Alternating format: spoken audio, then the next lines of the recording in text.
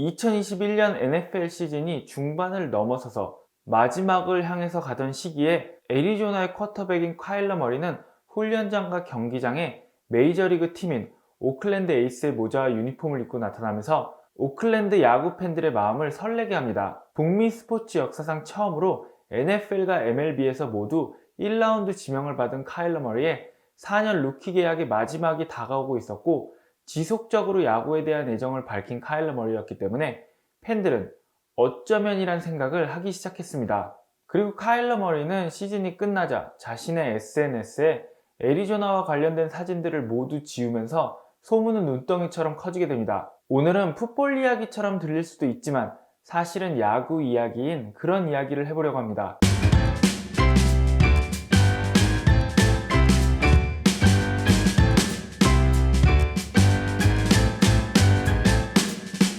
안녕하세요. 야구야구의 이승웅입니다.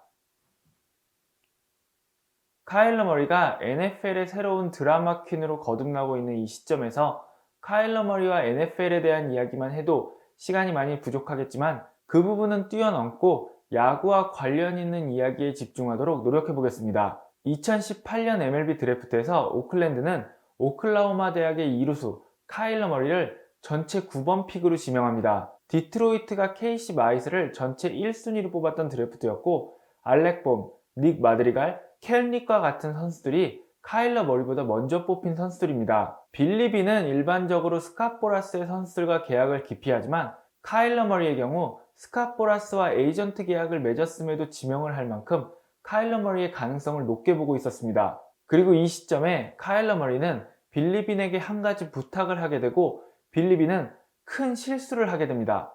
카일러 머리는 빌리 빈에게 주전 쿼터백 자리를 보장받은 오클라호마 대학에서의 마지막 시즌을 뛰게 해달라고 부탁했고, 빌리 빈은 이것을 허락하고 2019년 스프링 트레이닝부터 카일러 머리가 오클랜드의 마이너리그 팀에 합류하는 것을 허락합니다. 여름에 드래프트가 열리기 때문에 드래프트 되고 바로 마이너리그에 합류해서 남은 시즌을 뛰고 다음 시즌 스프링 트레이닝에 합류하는 유망주도 있었지만, 계약을 한 후에 다음 시즌 스프링 트레이닝부터 참가한 선수들도 있었기 때문에 카일러 머리가 NCAA 풋볼 시즌을 뛰고 플레이오프에 진출하지 못한다면 12월에 시즌이 모두 종료되기 때문에 2월 중순부터 스프링 트레이닝에 합류하는 것이 가능했기 때문이었습니다. 대학에서의 첫 3시즌 동안 쿼터백으로는 큰 활약을 못하고 주전 자리도 잡지 못했던 카일러 머리였기 때문에 빌리 빈으로서는 큰 걱정 없이 보내준 것이었습니다. 여기서 TMI를 들으면 텍사스 A&M에서 카일러 머리는 카일 알렌의 백업 쿼터백이었고, 오클라호마 대학으로 옮겨온 다음부터는 베이커 메이필드의 백업이었습니다. 카일 알렌은 현재 NFL의 워싱턴에서 뛰고 있으며, 베이커 메이필드는 2018년에 클리블랜드가 전체 1순위 지명을 한 선수입니다. 2018년 오클라호마 대학의 시즌은 빌리 빈의 예상과는 전혀 다르게 흘러갔습니다. 카일러 머리는 대학 리그를 지배하면서 오클라호마 대학의 12승 2패 시즌을 만들어내게 됩니다. 그리고는 대학 리그 전체 4번 시드를 받고 NCAA 챔피언십에 진출했지만 4강에서 1번 시드 알라바마 대학에 패하면서 탈락했습니다. 하지만 여름에 있었던 메이저리그 드래프트가 있을 때 오클랜드에 지명될 때까지만 해도 NFL의 스카우트들에게 아무런 의미가 없었던 카일러 머리의 이름은 드래프트 상위 픽으로 거론되기 시작했습니다. 그에 대한 평가는 반반으로 갈렸는데요. 대학 MVP인 하인스먼 트로피를 받은 그가 NFL에서도 통할 거라고 생각하면서 그를 1라운드 상위 픽으로 생각하는 전문가들이 있었고, 178cm의 작은 체구인 카일러 머리가 NFL에서 쿼터백으로 살아남는 것은 불가능하다고 이야기하는 전문가들도 많았습니다. 여러분께 참고로 알려드리면 현재 NFL 쿼터백들의 평균 키는 190cm입니다. 카일러 머리와 그의 가족들은 고민 끝에 2019년 1월에 대학 플레이오프가 끝나자마자 빌리 빈에게 연락을 해서 양해를 구하고 NFL 드래프트 참가를 선언합니다. 카일러 머리는 오클랜드에게서 받았던 $316만 3월 1일까지 돌려주었습니다. 오클랜드는 카일러 머리에 대한 우선권을 계속 유지하는 대신 보상 픽을 받지는 못했습니다. 오클랜드의 입장에서는 2018년 드래프트 1라운드 9순위 지명권을 그냥 날린 것이나 다름없는데요. 하지만 빌리 빈은 이 상황에 대해서 카일러 머리와 계속 좋은 관계를 유지하고 있으며 앞으로도 지속적으로 연락을 이어갈 것이라고 했습니다. 빌리 빈의 실수를 잊지 않았던 애리조나 카디널스는 2019년 NFL 드래프트에서 카일러 머리를 전체 1순위로 지명하면서 계약서에 한 가지 조항을 넣었습니다. 바로 야구 금지 조항인데요.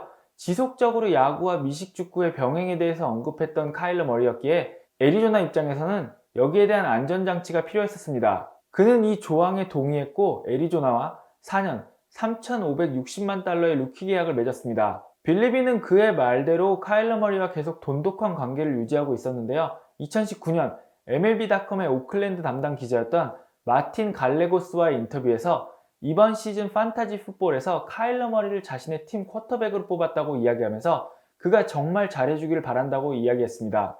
이제 시간을 돌려서 2022년 현재로 돌아오면 카일러 머리는 3년째 시즌을 끝내고 4년 계약의 마지막 시즌을 앞두고 있습니다. NFL에서는 카일러 머리급 정도 되는 선수가 4년 계약의 3년째를 끝낸 뒤에 연장 계약을 맺는 것이 굉장히 흔합니다. 데뷔 후 3시즌 동안 신인상과 2번의 프로볼에 선정된 카일러 머리는 이번 시즌 부상만 아니었다면 MVP에도 도전해볼 수 있는 그런 전반기를 보냈었습니다. 애리조나 카디널스는 그를 중심으로 팀 개편을 마쳤으며 큰 이변이 없는 한 그에게 리그 최고 수준의 장기 계약을 제안할 것으로 보였습니다. 하지만 시즌이 끝난 다음 카일러 머리가 보여준 돌출 행동과 플레이오프에서의 부진은 애리조나 카디널스로 하여금 한 번 더 고민을 깊게 하게 만들고 있습니다. 3년 전에 루키 계약을 맺었을 때 애리조나의 야구 금지 조항에 동의한 카일러 머리는 이번에는 조금 더 유리한 입장에서 계약을 하려고 하고 있습니다. 그렇기 때문에 카일러 머리가 이번 계약에서는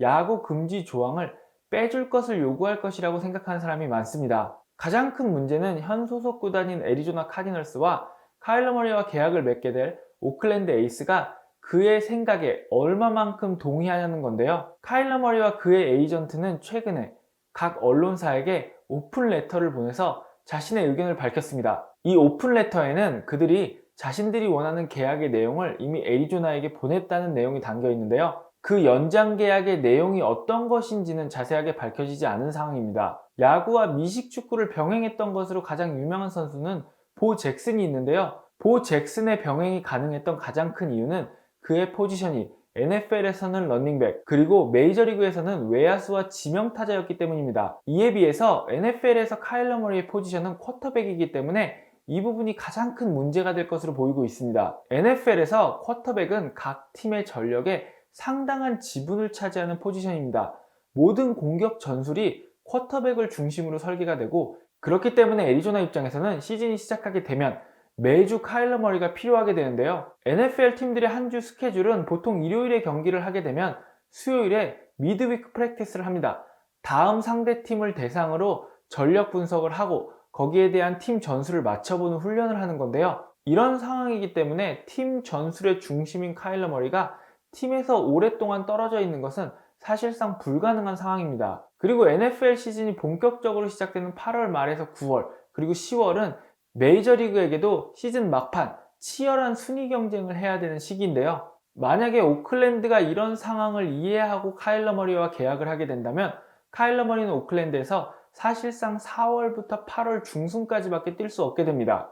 물론 NFL의 쿼터백인 카일러 머리가 두 리그를 병행하면서 뛰는 것은 오타니의 투타 겸업 이상으로 많은 팬들의 관심을 불러일으키고 흥행 돌풍을 일으킬 것은 분명합니다. 그리고 이를 통해서 소속팀과 리그 역시도 큰 인기를 누리게 될 것으로 보입니다. 하지만 이는 다르게 해석하면 오클랜드는 카일러 머리에게 어쩌면 신인 계약 이상의 계약을 제안해야 될지도 모른다는 이야기입니다. 그리고 카일러 머리의 메이저리그 쪽 에이전트는 다른 누구도 아닌 스캇 보라스입니다. 애리조나 카디널스의 감독인 킹스버리는 카일러 머리가 버팔로의 조시 알렌 정도의 계약을 받을 것이라고 예상했는데요. 만약에 그게 사실이라면 카일러 머리는 연평균 4천만 달러 정도의 규모의 그런 계약을 원하고 있는 겁니다. 그리고 여기에다가 현재 그는 나이키, 바디아머, 닛산을 비롯한 10개가 넘는 기업과 광고 및 후원 계약을 맺고 있습니다. 그리고 스캇 보라스라면 분명히 이런 부분을 언급하면서 카일러 머리의 계약을 최대한 뽑아내려고 할 것입니다. 2021년에 메이저리그에서 가장 많은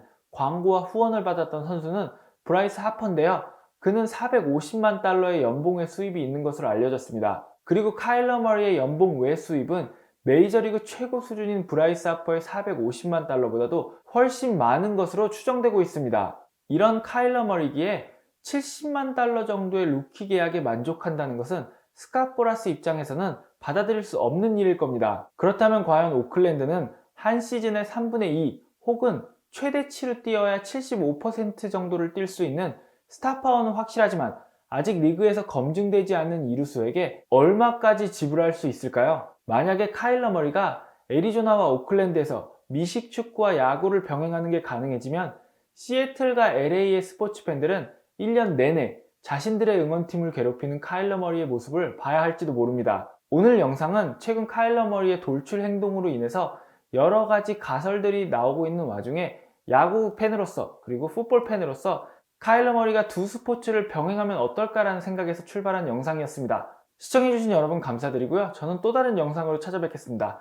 여러분 모두 좋은 하루 보내세요.